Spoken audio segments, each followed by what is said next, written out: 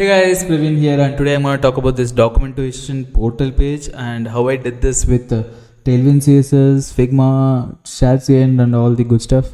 So yeah, basically I have this docs portal page which has the main header and the main section of this page. So this header has two sections which has the logo, search bar, and some links, and then another section which is these tab navigations which has guides, SDKs, and API reference. So these this whole main header stays the same, and the main section changes according to the tab over here. If it's an SDK, it shows a different thing, and if it's an API reference, it shows a different thing. So for the header, it's just 24 pixels gap on either sides, and 2 frames one below the other. So it's pretty simple. And yeah, so the header stays the same like this, and it has a borderline bottom over here. And regarding the colors, all colors are from Tailwind CSS, zinc grays, and some sky colors for the primary colors that I've used over here. And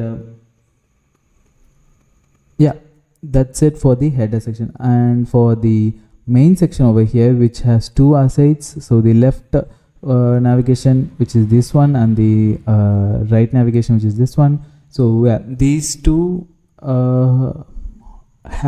is like the main navigation of this page, but the whole section is in a width of 1408. So this whole page, which is the docs portal frame, is already self-aligned. If I remove this to left, it goes to left.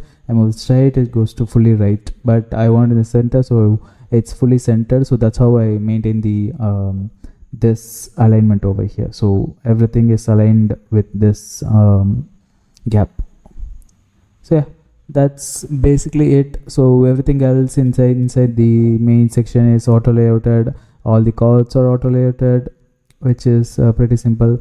I'll leave the link for some of the dashboards that I did, which are similar to this, in the description below. So you can just go and duplicate that file and see how I auto layout all the dashboards.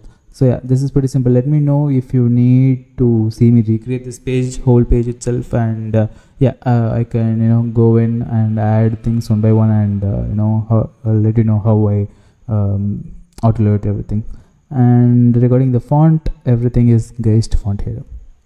So yeah, that's it.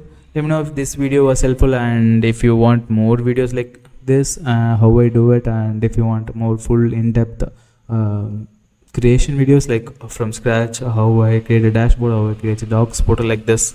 And yeah, that's all for now. Bye bye.